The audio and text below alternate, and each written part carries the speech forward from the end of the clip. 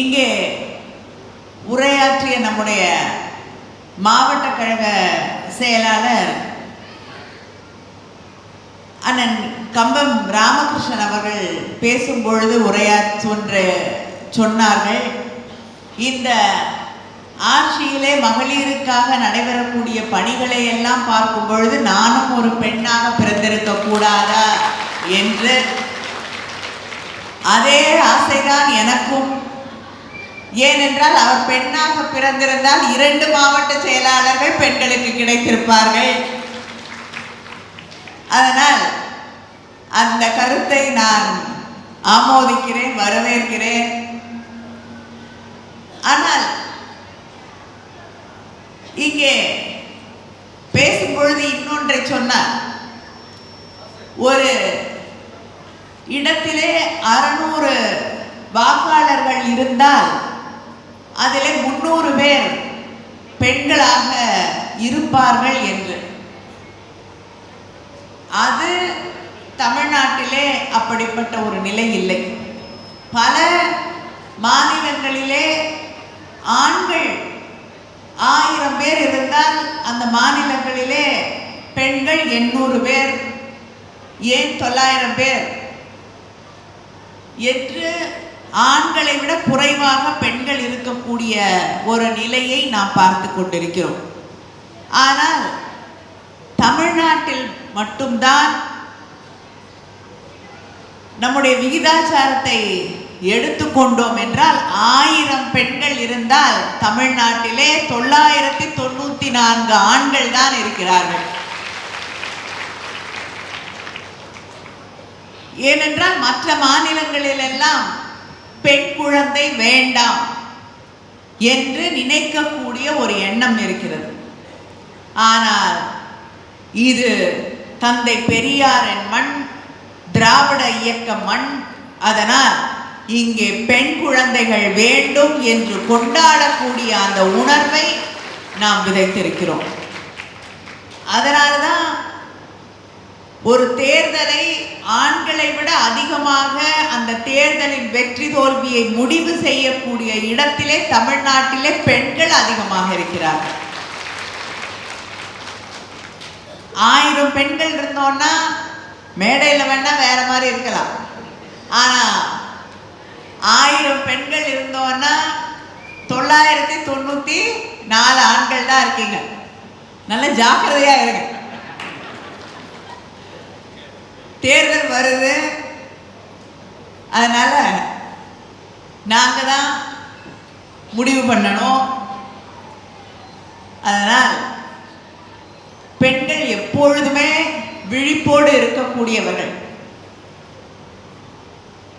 சில பகட்டான வார்த்தைகள், போலியான வாக்குறுதிகள், தவறான கூட்டணிகள், இதெல்லாம் என்னன்னு அவங்க மிக தெளிவாக உணர்ந்து வைத்திருக்க கூடியவர்கள் பெண்கள், தமிழ்நாட்டு பெண்கள்.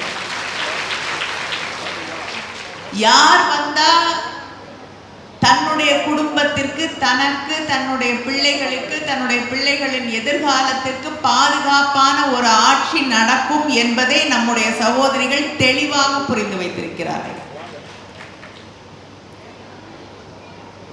உத்தரப்பிரதேசத்துல அங்கே இருக்கக்கூடிய சகோதரிகளுடைய நிலை என்ன, சிறுபான்மை மக்களுடைய நிலை என்ன என்பது நம் அத்தனை பேருக்கும் தெரியும். அங்கே ஆட்சியை எதிர்த்து ஒரு கருத்தை பதிவிட்டால் அவர்கள் இருக்கக்கூடிய அந்த வீடே புல்டோசர் கொண்டு இடிக்கப்படுகிறது. பல பாஜக ஆளக்கூடிய மாநிலங்களிலே வளர்ச்சி கிடையாது. யாரோ ஒருவர் அழகாக சொன்னார், மோடி அவர்கள் டெட்லைனே இல்லாம ஹெட்லைன் தரக்கூடிய ஒருவர் என்று. வார்த்தைகள், நடந்து முடிந்த திட்டங்கள், சில ஆண்டுகளுக்கு முன்னால் திறக்கப்பட்ட திட்டங்கள், இதையெல்லாம் போய் திறந்து வைத்துவிட்டு என்னுடைய சாதனை சாதனை சாதனை என்று சொல்லிக் கொள்ளக்கூடிய ஒரு ஒன்றிய ஆட்சி தான் இங்கே நடைபெற்றுக் கொண்டிருக்கிறது. அதே போல அவர்கள் கூட்டணி வைத்துக் கொண்டிருக்கக்கூடிய அதிமுக எப்படிப்பட்டதுன்னு உங்களுக்கு தெரியும். 10 ஆண்டுகளாக தமிழ்நாட்டிலே ஒரு மிகப்பெரிய இருண்ட காலம் இருந்தது என்பதை நாம் மறந்துவிட முடியாது. எந்த வளர்ச்சியும் கிடையாது, எந்த பாதுகாப்பும் கிடையாது. டெல்லி எதை சொல்லுதோ, எங்க கோடு கிழிக்குதோ அதை தாண்டுவதற்கு தைரியமற்ற ஒரு ஆட்சியாக, ஏன்னா ஆட்சி பொறுப்பேற்றுக் கொள்ளும் பொழுதே, ஒருவர் முதலமைச்சராக பொறுப்பேற்றுக் கொள்ளும் பொழுதே முதுகெலும்பெல்லாம் கடையில கொண்டு போய் அடகு வச்சுட்டு தான் பொறுப்பேற்றுக் கொண்டார். அந்த காட்சியை நாம் மறக்க முடியாது.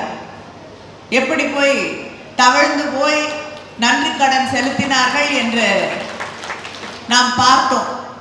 அப்படிப்பட்ட ஒரு ஆட்சி குனிந்த தலை நிமிராமல், போட்ட கூழை கும்பிடு நிமிராமல் ஒரு ஆட்சி நடந்ததை நாம் பார்த்தோம். ஆனால் இன்று தமிழ்நாட்டு மக்களின் உரிமைகளுக்காக, ஏன் தென்னிந்திய மாநிலத்திலே இருக்கக்கூடிய அத்தனை மக்களின் உரிமைகளுக்காக ஒரு குரல் எழுகிறது என்றால் அது தமிழக முதலமைச்சர் அண்ணன் தளபதி அவர்களுடைய குரலாகத்தான் முதலிலே இருக்கிறது. அது டீலிமிட்டேஷனா இருக்கட்டும், இல்லைன்னா இஸ்லாமிய சகோதரர்களுக்கு எதிராக கொண்டு வரக்கூடிய மசோதாக்களாக இருக்கட்டும், நம் மீது திணிக்கப்படக்கூடிய மொழி ஆதிக்கமாக இருக்கட்டும், இல்லை என்றால் கவர்னரை வைத்துக்கொண்டு ஒவ்வொரு பாஜக ஆட்சி இல்லாத மாநிலத்திலே அத்துமீறுவதாக இருக்கட்டும், இதற்கெல்லாம் ஒரு சாட்டையை கையிலே எடுத்து சுழட்டக்கூடிய ஒரு தமிழனாக நம்முடைய முதலமைச்சர் அவர்கள் செயல்பட்டு கொண்டிருக்கிறார்கள் என்ற பெருமை நம் அத்தனை பேருக்கும் உண்டு.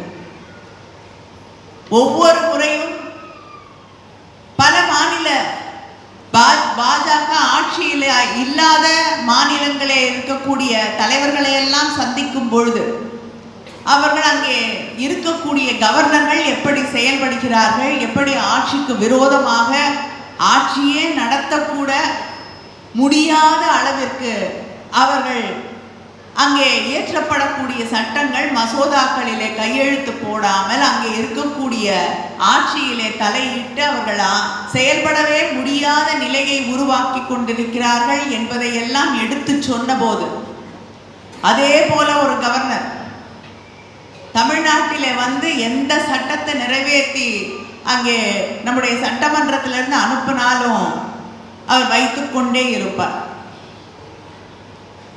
சட்டமன்றத்தை விட நான் பெரியவன் என்று சொல்லக்கூடிய ஒரு ஆளுநர். அதை தாண்டி ஒவ்வொரு முறையும் சட்டமன்றத்திற்கு ஆளுநர் வரும்பொழுது வாக் அவுட் தான். பொதுவாக சட்டமன்றத்திலிருந்து எதிர்கட்சிகள் தான் வெளிநடப்பு செய்யும். ஆளுநர் வெளிநடப்பு செய்தது தமிழ்நாட்டில் மட்டும்தான். ஒவ்வொரு முறையும் வெளிநடப்பு செய்து சட்டமன்றத்தை, ஏன் தேசிய கீதத்தை கூட அவமதித்த ஒரு ஆளுநர் தமிழ்நாட்டிலே நாம் பார்த்திருக்கிறோம். அவரை இங்கே அனுப்பி வைத்து இயக்கி கொண்டிருக்கக்கூடிய பாஜகவிற்கு, அங்கே ஒன்றியத்திலே இருக்கக்கூடிய ஆட்சிக்கு ஒரு சரியான பாடத்தை உச்ச நீதிமன்றத்திலே வழக்கு தொடுத்து சொல்லி தந்த தலைவர் நம்முடைய முதலமைச்சர் அண்ணன் தளபதி அவர்கள். அங்கே சொல்லப்பட்ட தீர்ப்பு தமிழ்நாட்டிற்கு மட்டுமான தீர்ப்பு இல்லை, அது எல்லா மாநிலங்களுக்கும் ஒரு விடிவெள்ளியாக மாறி இருக்கக்கூடிய தீர்ப்பு என்றால் அது மிகையல்ல. இப்படி நம் உரிமைகளுக்காக குரல் கொடுக்கக்கூடிய ஒரு ஆட்சி திராவிட முன்னேற்ற கழக ஆட்சி. இந்த ஆட்சி திராவிட இயக்கத்தின் நீட்சி. தந்தை பெரியாரில் தொடங்கி, என் நீதி கட்சியிலே தொடங்கி, தந்தை பெரியாரின் வழியாக பேரறிஞர் அண்ணா, தலைவர் கலைஞர் அவர்கள் இந்த மாநிலத்தின் உரிமைகளுக்காக, இந்த மக்களின் உரிமைகளுக்காக நடத்திய போராட்டத்தை எல்லாம் இன்று தொடர்ந்து நடத்தக்கூடிய ஒரு உண்மையான தளபதியாக செயல்பட்டு கொண்டிருப்பது நம்முடைய முதலமைச்சர் அண்ணன் தளபதி அவர்கள்தான். அப்படிப்பட்ட ஒரு ஆட்சியிலே இன்று பெண்களுக்கான திட்டங்கள் என்று எடுத்துக்கொண்டோம் என்றால், நான் கூட சற்று நேரத்திற்கு ஆண்டுகளுக்கு முன்னால் மகளிர் அணி மகளிர் தொண்டரணியை பார்த்து சகோதரிகளை எல்லாம் பொறுப்பேற்றுக் கொண்ட சகோதரிகளை எல்லாம் சந்தித்த பொழுது ஒன்றை சொன்னேன். இந்த ஆட்சி உண்மையிலேயே நமக்கான பெண்களுக்கான ஆட்சி, நமக்கு தான் பிறகுதான் மற்றவங்களுக்கான ஆட்சி என்பதை நாம் உணர்ந்து கொள்ள வேண்டும். ஏனென்றால் நமக்கான திட்டங்களை ஒவ்வொரு நாளும் தீட்டி தந்து கொண்டிருக்கக்கூடிய முதலமைச்சர் நம்முடைய முதலமைச்சர் அவர்கள். நேற்று தான் 4 ஆண்டுகள் ஒரு மிகச் சிறப்பான ஆட்சியை நடத்தி நாடு போற்றக்கூடிய 4 ஆண்டுகளை முடித்துவிட்டு 5வது ஆண்டிலே வெற்றிகரமான பார்வோற்றக்கூடிய 5வது ஆண்டிலே நாம் காலடி எடுத்து வைத்திருக்கிறோம். இந்த ஆட்சியிலே எத்தனை திட்டங்கள், விடியல் பயணம், மாவட்ட கழக செயலாளர் அவர்கள் பேசும்பொழுது கூட குறிப்பிட்டு சொன்னார்கள். அந்த பேருந்து பயணம், ஒவ்வொரு சகோதரி அந்த பேருந்தில் பயணம் செய்யக்கூடிய அந்த நேரத்திலே அவர்கள் கட்டணம் இல்லாமல் பயணம் செய்கிறார்கள். நான் வேடிக்கையாக ஆனால் சொன்னாலும் அது உண்மை நிதர்சனம்.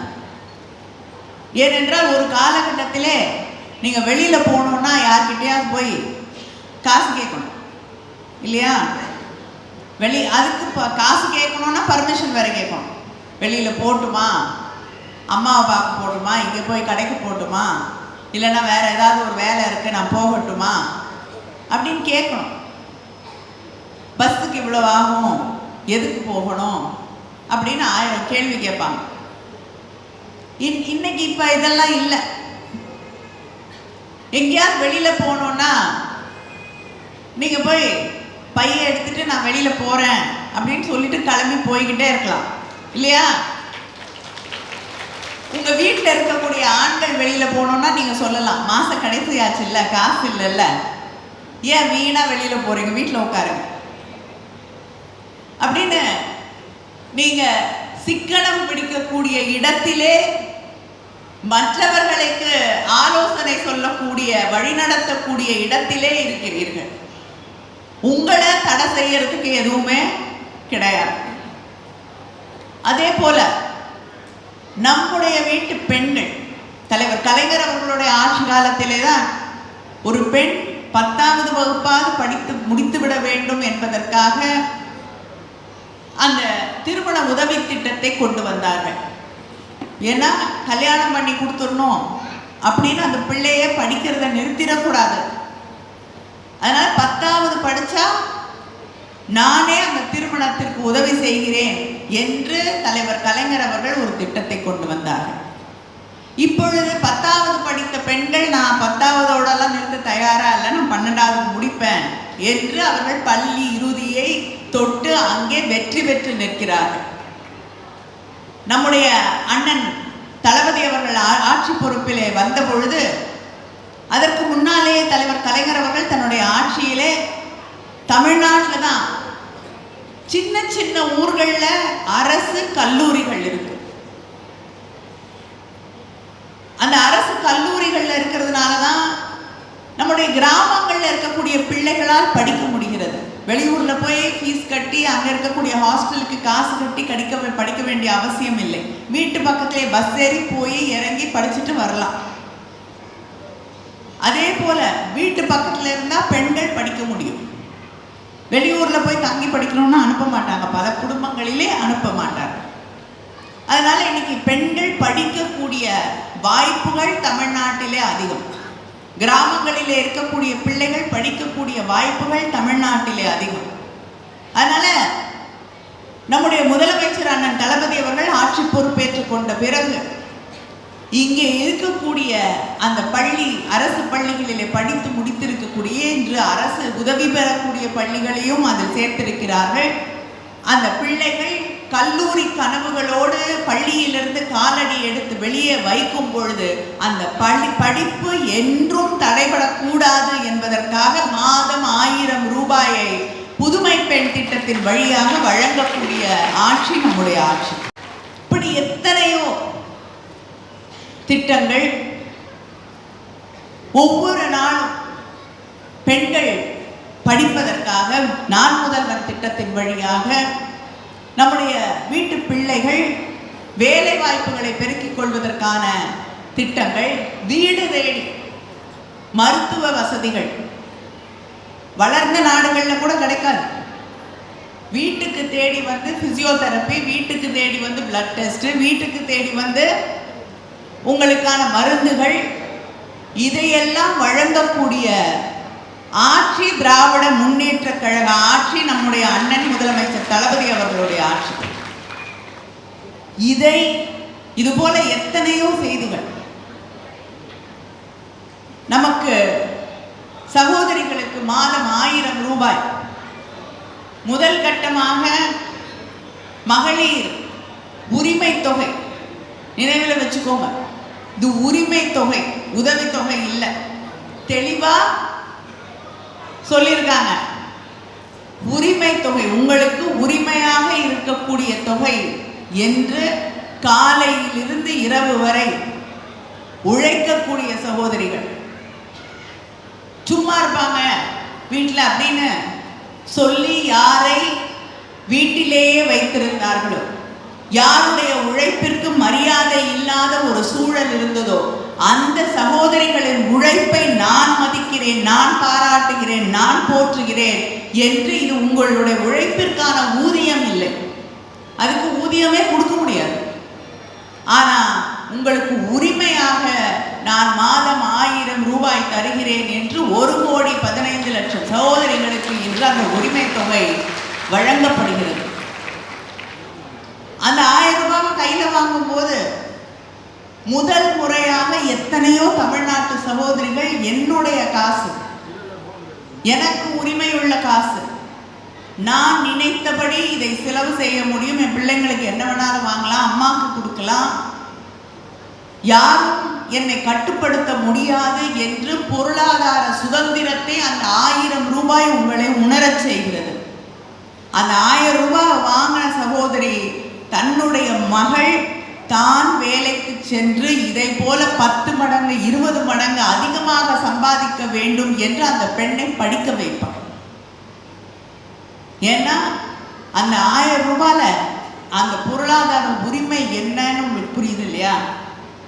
நீங்க சம்பாதிக்கும் போது உங்க கையில காசு வரும்போது யாரையும் கேட்க வேணாம், அந்த உணர்வு உங்களுக்கு இருக்க வேண்டும் என்பதற்காக அந்த உரிமை தொகையை நம்முடைய முதலமைச்சர் அவர்கள் உங்களுக்கு வழங்கி கொண்டிருக்கிறார்கள். வரக்கூடிய ஜூன் 4ஆம் தேதியிலிருந்து இன்னொரு கேம்ப் எல்லா இடங்களிலும் நடைபெற்று யார் யாருக்கெல்லாம் விடுபட்டு இருக்கிறதோ அவர்களுக்கும் அது வழங்கப்படும் என்று அறிவித்திருக்கிறார்கள். அதனால இத்தனை திட்டங்கள் நீங்க இதை கொண்டு போய் மக்களிடம் சேர்க்க வேண்டிய கடமை உங்களுக்கு இருக்கிறது. பேசும் பொழுது பெண்களுக்கு சமூகத்தில் தடைகள் இருந்தாலும் அன்பிலே ஒரு குடும்பத்தை அணுகக்கூடிய வகையிலே, இல்லை என்றால் எந்த தடைகளும் இல்லாமல் ஒரு வீட்டிற்குள்ளே செல்லக்கூடிய வகையிலே அவர்களுக்கு தடை இருக்காது. அதனால் அந்த தடைகளை தாண்டி உங்களால் போய் ஒரு வீட்டுக்குள்ள போக முடியும், ஒருவரை சந்தித்து பேச முடியும். ஏன் திராவிட முன்னேற்ற கழகத்திற்கு நீங்கள் வாக்களிக்க வேண்டும் என்பதை உங்களால் அவர்களுக்கு வெகு சுலபமாக புரிய வைக்க முடியும். உங்களுடைய இன்னைக்கு இந்தியாவிலேயே அதிகமாக வேலைக்கு போகக்கூடிய பெண்கள் இருக்கக்கூடிய மாநிலம், 42% வேலைக்கு போகக்கூடிய பெண்கள் இருக்கக்கூடிய மாநிலம் தமிழ்நாடு என்ற பெருமை நமக்கு இருக்கிறது. தமிழ்நாட்டில் இருக்கக்கூடிய எல்லா பெண்களும் வேலைக்கு போவார்கள். உங்களுடைய அடுத்த தலைமுறை பெண்கள் தானே வேலைக்கு போய் சம்பாதித்து சுயமாக சொந்த காலில் நிற்கக்கூடிய பெண்களாக, தைரியம் மிக்க பெண்களாக, தன்னம்பிக்கையுடைய பெண்களாக வர வேண்டும் என்றால் யாருக்கு வாக்களிக்க வேண்டும் என்று உங்களால் தான் அவர்களுக்கு சொல்லித்தர முடியும். அந்த செய்தியை நீங்க சொன்னாதான் போய் சேரும். அதனால் அந்த செய்திகளை கொண்டு போய் ஒவ்வொரு வீடாக, ஒவ்வொரு வாக்காளராக, சகோதரிகள் கிட்ட மட்டும்தான் பேசி புரிய வைக்கணும்னு அவசியம் இல்லை. புரியாத நிறைய சகோதரர்களும் இருப்பார்கள், இளைஞர்கள் இருப்பார்கள். அவங்களையும் அழைத்து பேசுங்கள், அவர்களிடமும் தெளிவுபடுத்துங்கள். ஏன்னா திரையில பார்க்கறதும் நேரில் பார்க்கறதும் ஒண்ணு இல்லை. சில குழப்பங்களிலே பல பேர் அல்லாடி கொண்டிருக்க முடியும். அதெல்லாம் தெளிவுபடுத்த வேண்டிய கடமை, கடப்பாடு உங்களுக்கு இருக்கிறது. அதை புரிந்து கொண்டு எங்க போனாலும், கையில ஹேண்ட்பேக் எடுத்து போறோம் இல்லையா வெளில போகும்போது, அதை போல நம்முடைய சாதனைகளை மனதிலே தூக்கி கொண்டு நீங்கள் செல்ல வேண்டும். எங்க வாய்ப்பு கிடைக்குதோ பேசும் பொழுது பேசுங்க. எத்தனையோ விஷயங்களை ஒருத்தரோட ஒருத்தர் பேசிக்கிறோம், பரிமாறிக்கொள்ளுகிறோம். அரசியல் பேசுங்க. அரசியல் பேசக்கூடாதுங்கிறது மிக தவறான ஒன்று. வீட்டில் பேசணும், அரசியல் பேசணும், பிள்ளைங்க அரசியல் பேசணும். அப்பதான் ஒரு தெளிவோடு வளர்வார்கள். எங்க போனாலும் பேசுங்க. எத்தனையோ விஷயங்கள் பகிர்ந்து கொள்கிறோம். இந்த கடையில இங்க போலாம், இது இங்க நல்லா கிடைக்கும், இதெல்லாம் சொல்றோம் இல்லையா? அதை பேசும் பொழுது நமக்கு என்ன நல்லது, நம்முடைய எதிர்காலத்துக்கு என்ன நல்லது அப்படிங்கிறத நாம் பகிர்ந்து கொள்ள வேண்டும், விவாதிக்க வேண்டும், பேச வேண்டும். பேசுங்கள், அவர்களுக்கு தெளிவுபடுத்துங்கள். எல்லா கையிலும் போன் இருக்கு, எல்லாரும் வாட்ஸ்அப் பார்ப்பீங்க, எல்லாரும் சோசியல் மீடியாவில் வரக்கூடிய செய்திகளை பார்க்கிறீர்கள் இல்லையா? யாராவது பார்க்காம இருக்கீங்களா? இல்லைல்ல, எல்லாரும் மெசேஜ் அனுப்புறீங்க. வாட்ஸ்அப்ல காலை வணக்கம், மதியம், இரவு வணக்கம் போடுறோம் இல்லையா?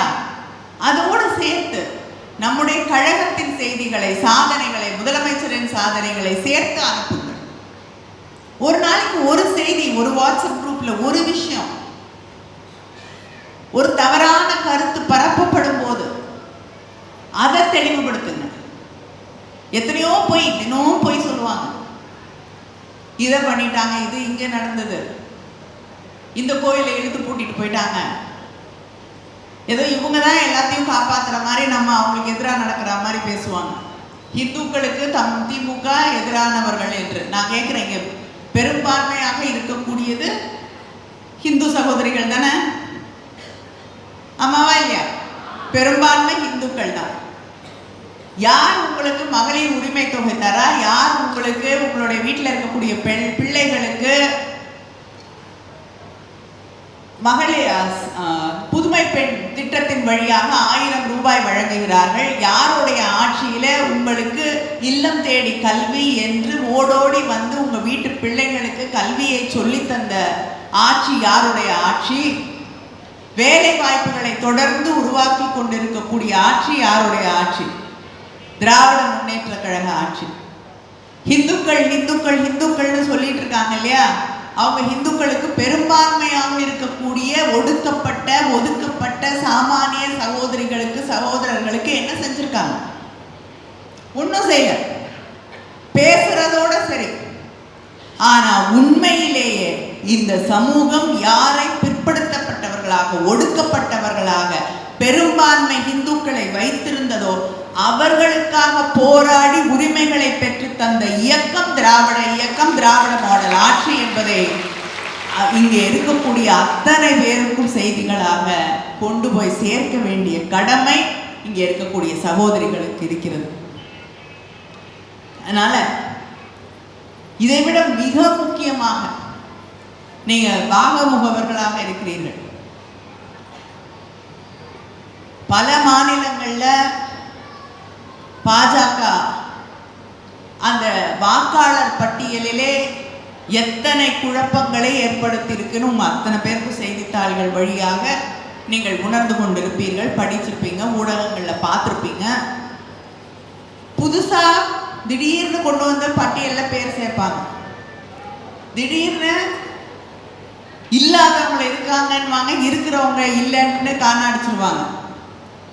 அதனால அதை தொடர்ந்து சரிபார்த்து கொண்டிருக்க வேண்டிய கடமை உங்களுக்கு இருக்கு.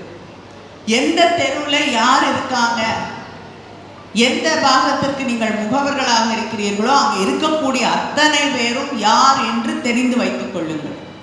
எந்த தெருவில் யார் இருக்காங்கன்னு தெரிந்து வைத்துக் கொள்ளுங்கள். அவர்களுக்கு என்ன தேவைகள் என்பதை தெரிந்து உணர்ந்து வைத்துக் கொள்ளுங்கள். யாருக்காவது ஏதாவது உதவி வேணும்னா உங்களால் அவர்களை அழைத்து கொண்டு போய் அங்கே இருக்கக்கூடிய நம்முடைய இயக்கத்தை சார்ந்த சகோதர சகோதரிகளிடமோ, மாவட்ட கழகத்தை செயலாளர்களிடமோ, சட்டமன்ற உறுப்பினர்களிடமோ அழைத்து வாருங்கள். ஒரு கேம்ப் நடத்துறாங்கன்னா அவங்களுடைய பிரச்சனைக்கு தீர்வு காண்பதற்கான வழியை தேடுங்கள். ஒரு சின்ன உதவிதான், ஒரு சர்டிபிகேட், ஒரு பர்த் சர்டிபிகேட் வேணும் அப்படின்னு அலைவாங்க. நீங்க நினைச்சா வாங்கி கொடுத்துட முடியும். அதை வாங்கி சரியான நேரத்தில் கொடுத்துட்டீங்கன்னா பாஸ்போர்ட் எடுக்க வேண்டி அலைஞ்சிட்டு இருப்பாங்க. அந்த கரெக்டான நேரத்துக்கு அந்த சர்டிஃபிகேட்டை வாங்கி கொடுத்துட்டீங்கன்னா அந்த பாஸ்போர்ட் கிடைக்கும். அந்த வேலைக்கு அந்த இளைஞனோ இளம்பெண்ணோ போக முடியும். அந்த குடும்பம் உங்களை எந்த காலத்திற்கும் மறக்காது, நம்முடைய இயக்கத்தை எந்த காலத்திற்கும் மறக்காது என்பதை நினைவிலே வைத்துக் கொள்ளுங்கள். இப்படி சின்ன சின்ன விஷயங்கள் உங்களால் நிச்சயமாக செய்ய முடியும் என்று இருக்கக்கூடிய அந்த உதவிகளை தொடர்ந்து செய்யுங்கள். தவறான பரப்புரைகள், நம்மை பற்றி பொய்யான பரப்புரைகள் தொடர்ந்து நடந்து கொண்டிருக்கும். தேர்தல் வரப்போது அடுத்த வருஷம் இன்னும் அதிகமாக ஒவ்வொரு நாளும் போய் சொல்லுவாங்க. அந்த பொய்களை நேரடியாக எதிர்கொள்ளுங்கள். அதை விட மிக முக்கியமாக ஒன்றை இங்கே இருக்கக்கூடிய சகோதரிகளுக்கு நான் சொல்ல விரும்புகிறேன். நீங்கள் சோஷியல் மீடியாவில் ஒரு விஷயத்தை போடுவீங்க, அதுக்கு 10 பேர் பதில் சொல்லுவாங்க. அதில் 4 பேர் நீங்கள் சொன்ன கருத்துக்கு பதில் சொல்லாமல் உங்களுக்கு பதில் சொல்லிக்கிட்டு இருப்பாங்க. அந்த கருத்துக்களை கண்டு மறுபடியும் போய் தயவு செய்து வீட்டில் முடங்கி விடாதீர்கள். அதுக்காக தான் அவங்க அந்த கருத்தை சொல்கிறோம். உங்களை திருப்பி வீட்டுக்குள்ளே போய் மூடி அந்த ரூம்குள்ளே பூட்டி கதவை சாத்தி சாவி எடுத்துகிட்டு வந்துடலான்ற ஒரு நினைப்பில் நீ என்ன சொன்னாலும் நான் யார் என்பது எனக்கு தெரியும், உன்னிடம் நான் அதை தெளிவுபடுத்த வேண்டிய அவசியம் இல்லை என்ற அந்த திமிரோடு நீங்கள் வெளியே வாருங்கள். யாருக்கும் உங்களை பற்றி தப்பா பேசுறதுக்கான தகுதியே கிடையாது என்பதை இங்கே இருக்கக்கூடிய ஒவ்வொரு சகோதரியும் மனதிலே வைத்து கொள்ள வேண்டும். நான் மகளிர் அணியில் இருக்கக்கூடிய, நம்முடைய இயக்கத்தில் இருக்கக்கூடிய, பொது வாழ்க்கைக்கு வரக்கூடிய அத்தனை சகோதரிகளுக்கும் இதைத்தான் திரும்ப திரும்ப திரும்ப சொல்லுகிறேன். நம்மை ஓய்த்து விடலாம், நம்மை மறுபடியும் வீட்டிற்கு உள்ளே கொண்டு போய் பூட்டி வைத்து விடலாம் என்று நினைத்து கொண்டு தனிப்பட்ட முறையிலே கருத்துக்களை சொல்லக்கூடியவர்களுக்கு சரியான சவுக்கடி என்பது அந்த கருத்துக்களை எல்லாம் புறம் தள்ளிவிட்டு உங்களுடைய கடமைகளை, உங்களுடைய வேலைகளை, உங்களுடைய லட்சியங்களை அடைவதற்கான வழிவகையை நீங்கள் தேட வேண்டும். இவங்களுக்கெல்லாம் பதில் சொல்கிற அளவுக்கு இவங்களுக்கு தகுதி இல்லை அப்படிங்கிறத நீங்கள் மனதில் வச்சுக்கோங்க. அதை வைத்துக்கொண்டு அந்த பதிவுகளுக்கு எதிரணியிலே இருக்கக்கூடிய, எதிர்கட்சியிலே இருக்கக்கூடியவர்களுடைய தவறான பதிவுகளுக்கு பதில் சொல்லுங்கள். டைப் பண்ணுறதுக்கு பொறுமை இல்லையா? ஒரு வீடியோ போடுங்க. அது எப்படி தப்பு? உங்கள் வீட்டு பக்கத்துலேயே ஏதாவது ஒரு விஷயம் நடந்துருச்சுன்னு சொல்லி போயா சொல்லுவாங்க. இந்த ரோடை காணாமல் போயிடுச்சுன்னுவாங்க. இப்போ ஒன்றும் இல்லை, ஒரு ஃபோட்டோ போய் 10 அடி நடந்தீங்கன்னா அந்த ரோடு அங்கே இருக்கிறது நல்லா இருக்கிறது தெரியும். ஃபோட்டோ எடுத்து போடு. இல்லை இப்படி போய் சொல்லாத அப்படின்னு. அதனால் இதை நாம் கண்ணும் கருத்துமாக வரக்கூடிய தேர்தல் வரை செய்ய வேண்டும். இந்த தமிழ்நாட்டின் உரிமைகளை, நம்முடைய பிள்ளைகளுடைய எதிர்காலத்தை பாதுகாக்க வேண்டிய கடமை நமக்கு இருக்கிறது என்ற அந்த உணர்வோடு திராவிட முன்னேற்றக் கழக ஆட்சி மறுபடியும் தமிழ்நாட்டிலே ஆட்சி பொறுப்பிற்கு வந்தால் மட்டுமே தமிழ்நாட்டை, தமிழ் மக்களின் உரிமைகளை பாதுகாக்க முடியும் என்ற அந்த உணர்வோடு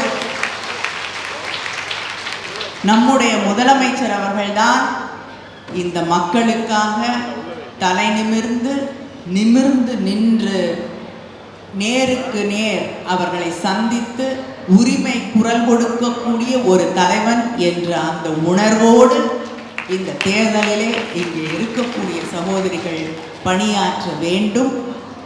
எந்த இடத்திலும் நாம் தோய்ந்து போய் விடக்கூடாது. நாளைக்கு நாளைக்கு நாளைக்கு பார்த்துக்கலாம், நாளையிலேருந்து வேலை தொடங்கலான்ற அந்த எண்ணத்தை விட்டு விடுங்கள்.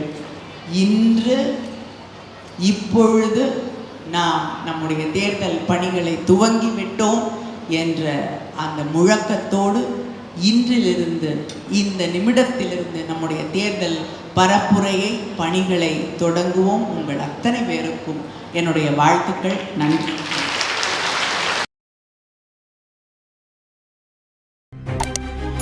செய்திகளை உடனுக்குடன் தெரிந்து கொள்ள உங்கள் கரம் டிவியை சப்ஸ்கிரைப் செய்யுங்கள். அதோடு பெல் பட்டனையும் கிளிக் செய்யுங்கள்.